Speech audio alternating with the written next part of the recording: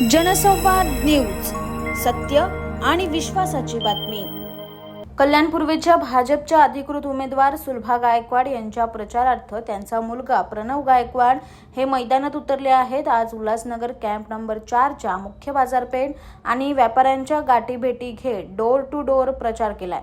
यावेळी आमदार गणपत गायकवाड यांनी केलेल्या विकास कामावरून चर्चा करत मतदान करण्याचे आवाहन केले। यावेळी मोठ्या संख्येने कॅम्प नंबर 4 मधील भाजप कार्यकर्ते एकवटले होते। नमस्कार, आपल्या सर्वांनाच माहिती आहे की महाराष्ट्र राज्यामध्ये सार्वत्रिक विधानसभा निवडणुका चालू आहेत आणि त्याची आचारसंहिता देखील चालू आहे। 144 कल्याण ग्रामीण विधानसभा मतदारसंघामध्ये वेगवेगळ्या ठिकाणी स्थिर सर्वेक्षण पथकं कार्यरत आहेत। असंच एक पथक शिळफाट्याला कार्यरत आहे। या पथकाची नियमित कार्यवाही सुरू असताना वाहनांची तपासणी चालू असताना आज मोठ्या प्रमाणावर कॅश वाहतूक करताना एक वाहन आम्हाला आढळून आलं। त्यामध्ये सुमारे 5,55,00,000 इतकी रक्कम आढळून आली। ज्यावेळेला वाहन तपासणी केलं आम्ही त्यावेळेला त्याच्याकडे कोणतीही व्हॅलिड डॉक्युमेंट्स आढळून आली नाही। त्याच्यामुळं नियमाप्रमाणे जर का 10 लाखापेक्षा जास्त रक्कम असेल तर इन्कम टॅक्स डिपार्टमेंटला आम्ही कळवणं आवश्यक आहे। त्या पद्धतीनं आम्ही त्यांना कळवलेलं आहे आणि इन्कम टॅक्स डिपार्टमेंटची टीम आता जागेवर आलेली आहे आणि त्यांच्याकडून आता पुढील कार्यवाही सुरू होते आहे। आम्ही ही सर्व रक्कम आहे ही त्या इन्कम टॅक्स डिपार्टमेंटकडे सोपवत आहोत।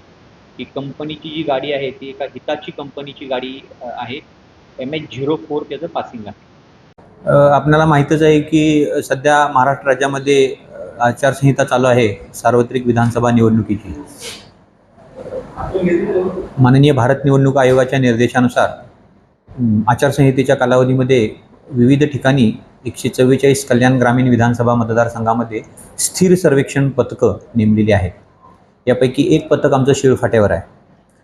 नियमितपणे वाहनांची तपासणी करणं हे या पथकाचं काम आहे। काम नियमितपणे करत असताना आज सकाळी आम्हाला एक वाहन ज्यामध्ये मोठ्या प्रमाणावर कॅश वाहतूक होत आहे आढळलं। त्यांच्याकडे कोणतीही व्हॅलिड डॉक्युमेंट्स आम्हाला तिथं आढळून आली नाहीत।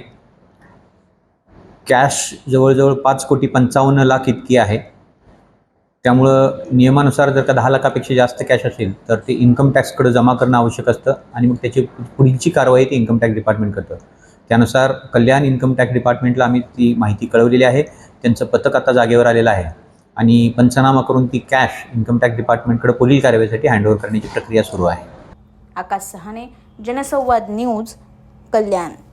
जनसंवाद न्यूज, सत्य आणि विश्वासाची बातमी। आजच सबस्क्राईब करून बेल आयकॉनला क्लिक करा आणि पहा ताज्या घडामोडींचा अचूक अंदाज आपल्या मोबाईलवर।